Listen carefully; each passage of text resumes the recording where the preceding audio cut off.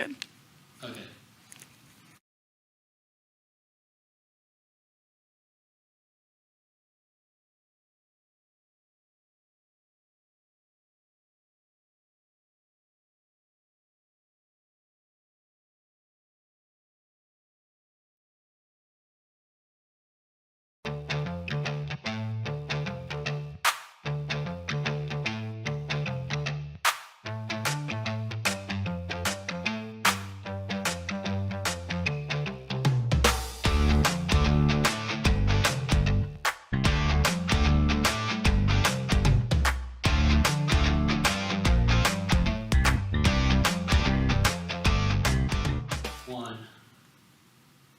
Good afternoon and welcome back to TMNtv News. I'm Kerrigan Hutton. We begin today with breaking news from the weekend. On Friday, the New York Times reported that stolen classified documents from the Pentagon had been posted on social media, specifically Twitter and Telegram. According to NPR, these documents contain details about the war in Ukraine, including information showing where Ukrainian troops are located and what weapons they have. Here's more on the story from the Tribune News Service.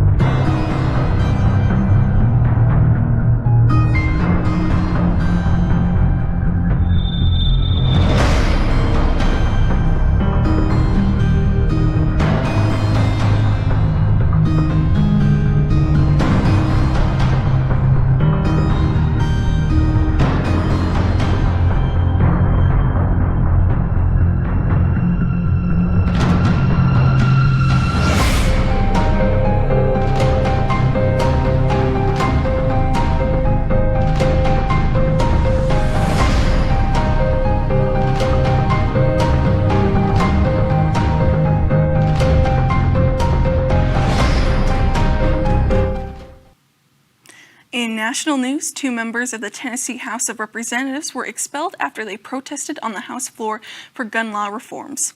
The protest came after 3 children and 3 adults were killed in a school shooting in Nashville 2 weeks ago. Justin Jones and Justin Pearson are the 2 lawmakers who were expelled. A third, Gloria Johnson, also protested, but was 1 vote short of being expelled. Here's more on the situation from the Tribune News Service.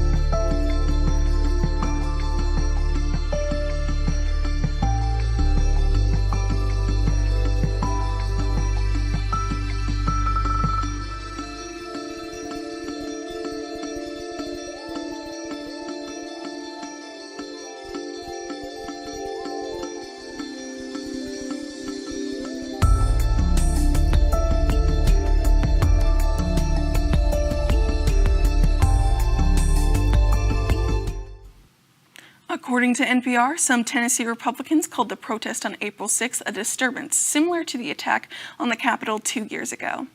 NPR also reports that local councils in Jones and Pearson's districts could reinstate them to their positions if this happens. Special elections will take place for voters to re-elect Jones and Pearson.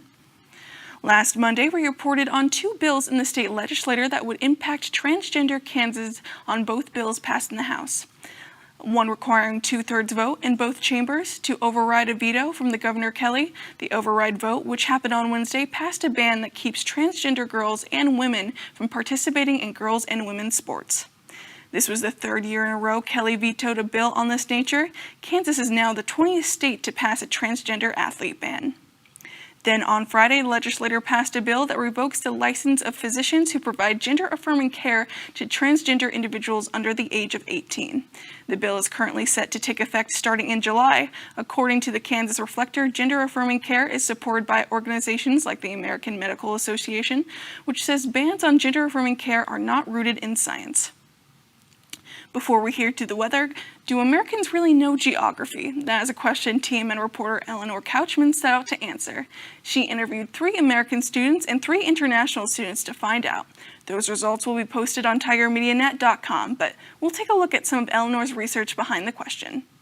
A 2002 National Geographic Roper survey found that the United States, when compared with 8 other developed countries, ranked second to lowest in geography proficiency, behind only Mexico. What's more, American grades are stagnant. In 2014, the National Assessment of Educational Progress noted that scores in the 8th grade have been unchanging for decades, and only the 75th percentile displays quote-unquote proficient knowledge. What does all of this mean for FHSU's Department of Geosciences? According to Professor Richard Lysachenko, the stereotype does not tell the full story. There are the people, they take out their iPhone and they say, okay, find me this location. Okay, now your brain is engaging in location in a much different way than my generation did. Lysachenko's parents arrived here from Russia during the height of the Cold War, giving him a unique perspective on this American stereotype. To Lysachenko, geography is more than our ability to identify places on a map. It's a dynamic interface that is impossible to ignore, even if we don't notice it. We're better integrated than ever before. But the thing is, we still are doing what we've done for thousands of years, and that is we're trying to make our way through a 3-dimensional world with all these factors interacting with each other. And so that is who we are. In that sense, maybe Americans do know geography. Perhaps we have found our own view of the world that works for us, and international students have their own view of the world that works for them. The question is this, what information should you try to embody, and what information do you say, well, you know, something that's irrelevant to me? While identifying national flags is a worthy skill, Americans' perspectives are more than what meets the eye. As with any subject, our knowledge is merely what's important to us. Reporting for Tiger Media Network, this is Eleanor Couchman. Thanks, Eleanor. To see which students were able to identify the most flags, watch the full video on our website. We have a warm week ahead of us. The temperatures will be in the mid-70s and 80s for most of the week, with the warmest day of the week being Thursday with a high of 86 degrees. They say that April showers bring May flowers, and we have some April showers coming our way on Saturday. Saturday will also be the coldest day of the week with a temperature of 57 degrees. Stay up to date with this weather report as it changes throughout the week at kwch.com. And when we come back, we'll have weekly sports update from our Reagan Nefode. 5, 4, 3...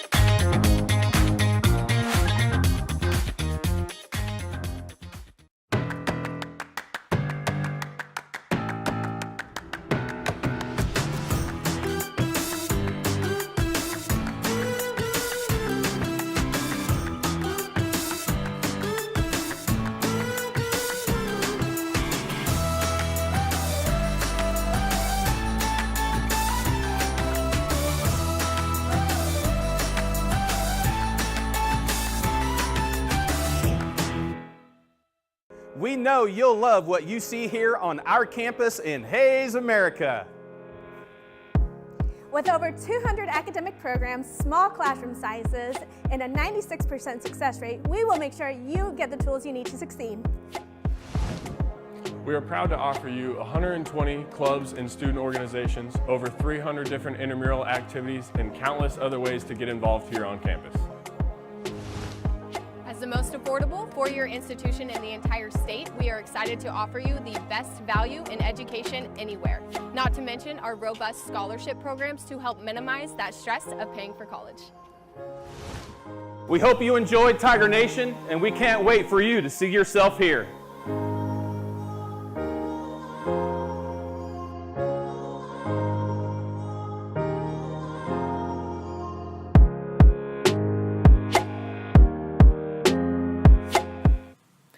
Welcome back.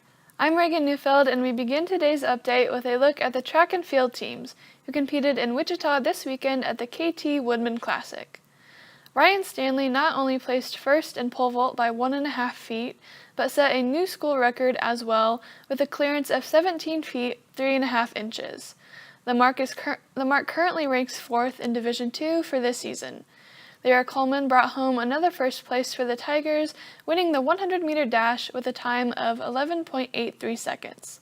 Holman also placed 5th in the 200-meter dash and 4th in the 4x100-meter relay alongside J.C. Downing, Kinley Brown, and Tori Poe. 6 other Tigers finished in the top 5 for their events. Second-place finishers were Xavier Robinson in triple jump, Aaron Mangan in the 800-meter run, and Addie Behrens in javelin. Ryan Brown placed 3rd in javelin, while Hayden Albright and Trevor Medina both finished 4th, Albright in the 400-meter dash and Medina in the 800-meter run. The track and field teams will be in 2 places this week, with athletes competing in either Nebraska or California. The baseball team went 2-2 last week, winning their first game on Tuesday against Rockhurst 21-10. Isaiah Ural led the Tigers with 4 hits, 7 RBIs, and 3 runs scored. Ed Scott and Elliot Herman each had 3 hits, a combined 5 RBIs, and a combined 5 runs. The Tigers finished the week with a 3-game series against Northeastern State. They won 1 game 6-3 and lost the other 2 8-2 and 12-0. The team will play in Hayes tomorrow at 3 o'clock against Newman and then travel to Missouri on Friday for a weekend series against Missouri Western. The softball team also had 4 games last week, playing 2 doubleheaders over the weekend. They went 1-3 with their 1 win coming against Washburn on Friday by a score of 2-1. In this game, Addison Burkhart led with 3 hits and 1 RBI. The 2 runs were scored by Peyton Shepard and Carly Stuckey. The Tigers lost their second game with Washburn 4-3 and were beaten by Emporia on Saturday 4-3 and 6-0. The team will be back on the road this weekend for 2 doubleheaders against Central Missouri and Lincoln. Both the women's and men's golf teams competed last week. The women finished 7th at the Newman Invitational, led by Morgan Brasser, who placed 5th individually. The team's collective 2-round score of 612 is the lowest in team history. They're back in action today and tomorrow in Missouri. On the men's side, the Tigers placed 12th at the DBU Men's Classic in Denton, Texas. Bryce Cohen placed 21st out of 83 competitors, shooting a 67 or 5 under par in the first round. Cohen's first round is a team best for this season. The men's team is not competing this week, but will be back in action next week for the MIAA Championships. The tennis team had 3 matches last week, beginning with a loss to Missouri Western on Thursday. Then on the weekend, the Tigers beat Truman State and lost to Southwest Baptist. Against Truman State, Fort Hays won all 3 doubles matches and 5 out of the 6 singles matches. The team will have 3 more matches this week, taking on Nebraska Kearney, Henderson State, and Ouachita Baptist. With basketball season over, it was announced 2 weeks ago that women's assistant coach Talia Kars was hired as head coach, taking over for Tony Hobson, who retired. Hobson had coached at Fort Hays since 2008, finishing with a program best 332 wins and 121 losses.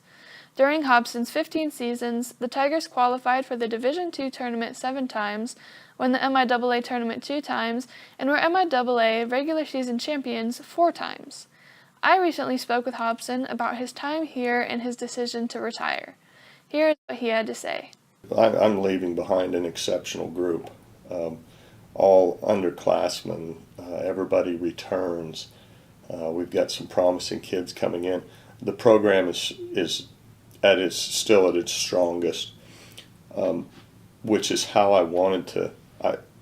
Really, this was kind of the perfect storm for me as far as timing goes. I wanted to leave the program in great shape with good players in the program, which I'm doing. I also wanted somebody to be able to step in as coach that I completely trust and know will take care of those kids. So that takes a lot of the anxiety away from me, knowing that that Talia has been promoted, and I think it just kind of assures me that this group's going to be kept intact, going to be taken care of, going to be well coached, and I just look forward to seeing what they can do.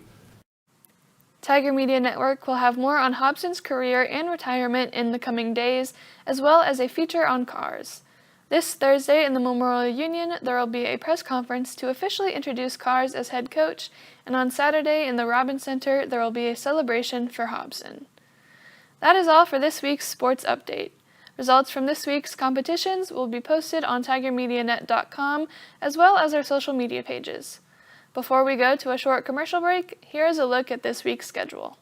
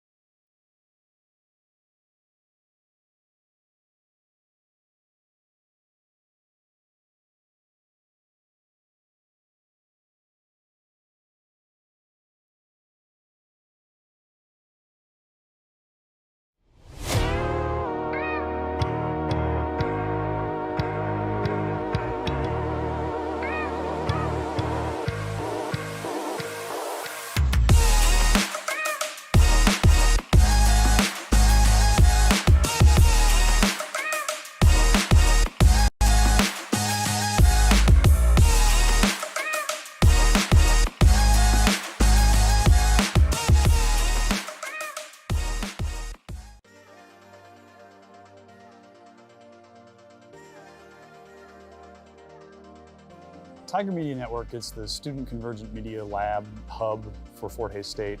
We live broadcast all of Fort Hays' home athletic events.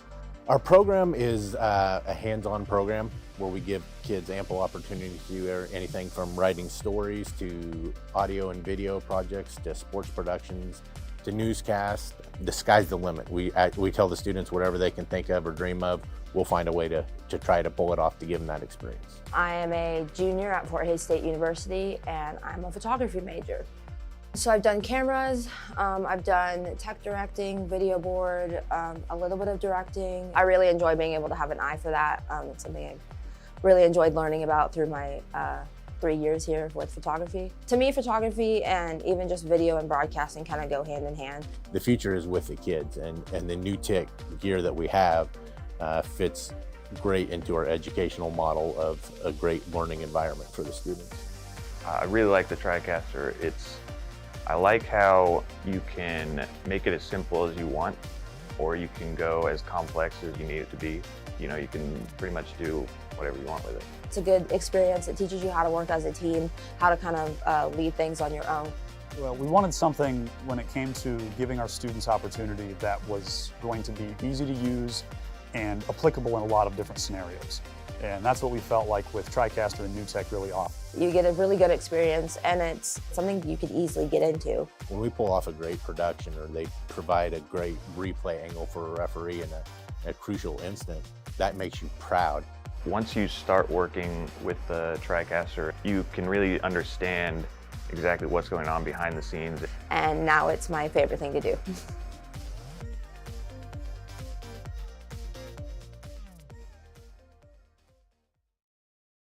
When you transfer to Fort Hays State University, you discover unmatched affordability, convenience, and powerfully supportive faculty and staff, all with a determination that matches yours. Complete your degree and leap forward in your life and career with Fort Hays State University Online, the best value in education anywhere.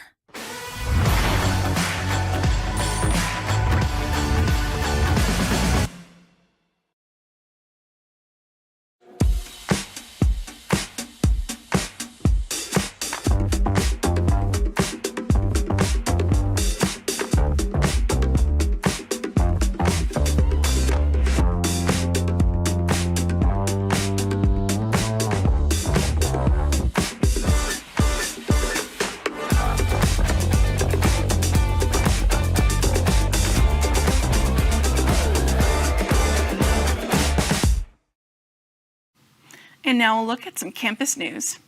At the end of March, the annual Student Honors Exhibition opened in the Moss Thorns Gallery of Art. The exhibit features multiple pieces of mediums of art and design students. During the opening reception, several students were awarded scholarships based on their work. TMN reporter Tim Shefflin spoke with Courtney Hancock, one of the 3 students who won a $1,000 scholarship. She talked about the piece that she was most proud of. Probably the prize winner. I kind of pushed myself with that one, and it was kind of a pain to make at some points, so I feel like the hard work is paid off pretty much. More about the reception will be posted later on tigermedianet.com. April is National Sexual Assault Awareness Month. Every year, universities across the country host events to raise awareness and provide education on the issues of survivors of sexual assault face. Here at Fort Hays, a number of organizations came together to host the 2nd annual Love and Happy Relationships Expo. Our reporter Reagan Neufeld has more. A good turnout last year encouraged the Center for Empowering Victims of Gender-Based Violence to host a 2nd annual Love and Healthy Relationship Expo, where participants learned about what makes a healthy relationship and of the resources available for survivors of sexual assault. A number of organizations participated in the event, including Janice Campaign, Options Domestic and Sexual Violence Services, the Fort Hays Gender and Sexuality Alliance, Social Work Club, and more. Some organizations talked about the resources they offer, while others talked about the aspects of a healthy relationship. According to event coordinator Zway Chi, the expo's informal setting was important. Students walk in, there's no pressure, and then you can be just browsing, asking questions, because I think it's important to allowing these type of conversation to be more comfortable to be talked about. With this being the expo's 2nd year, the event was able to expand to include more diverse organizations and expand in other ways.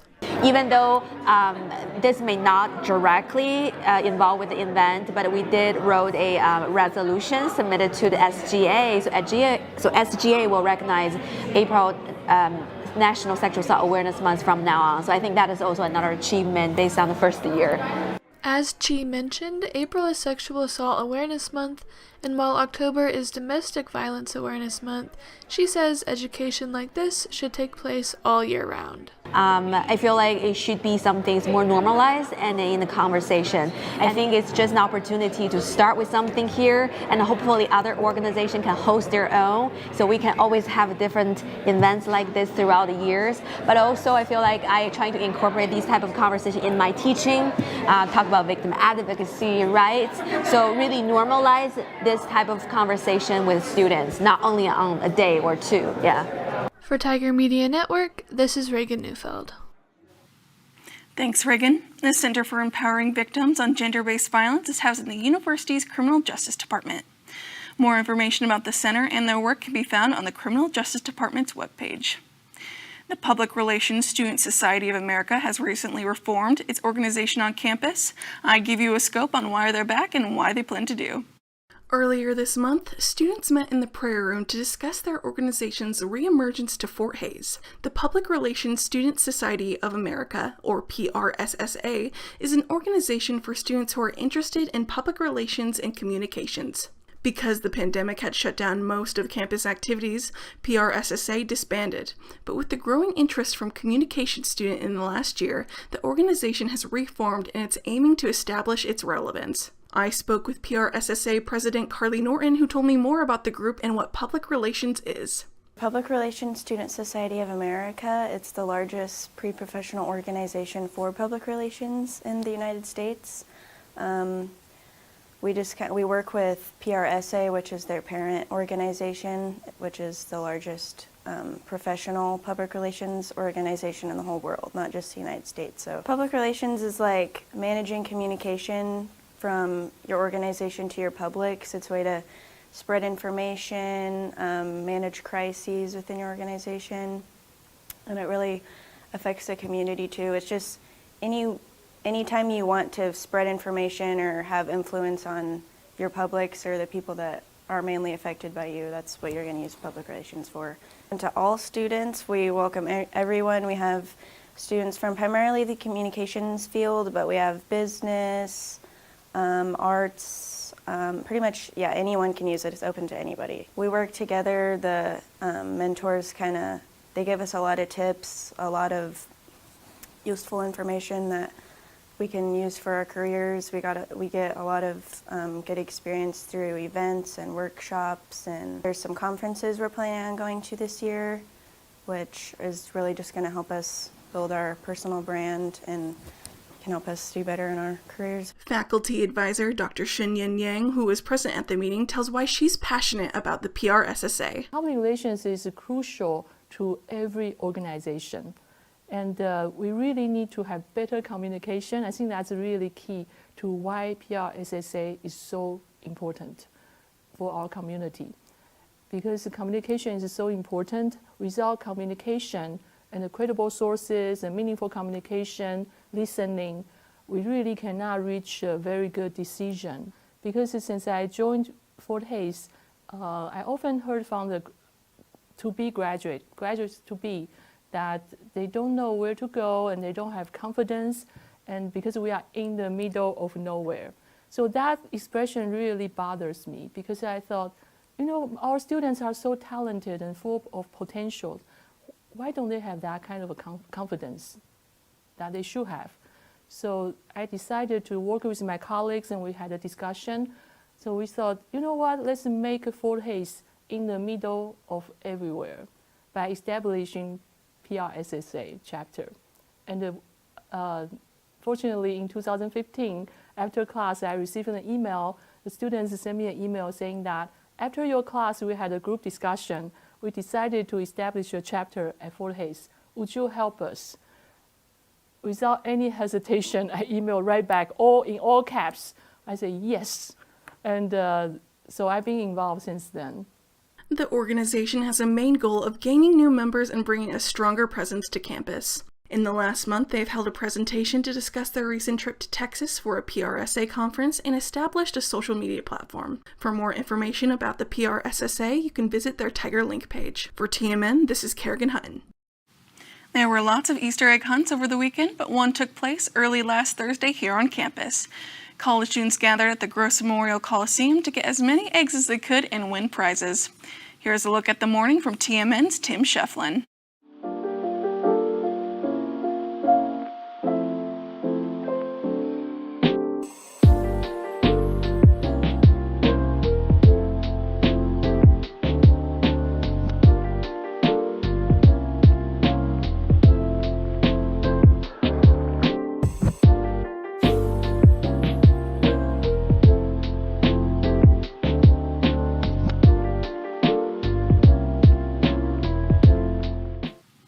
Finally, as we near the end of the semester, student engagement recognizes this can be a stressful time for students.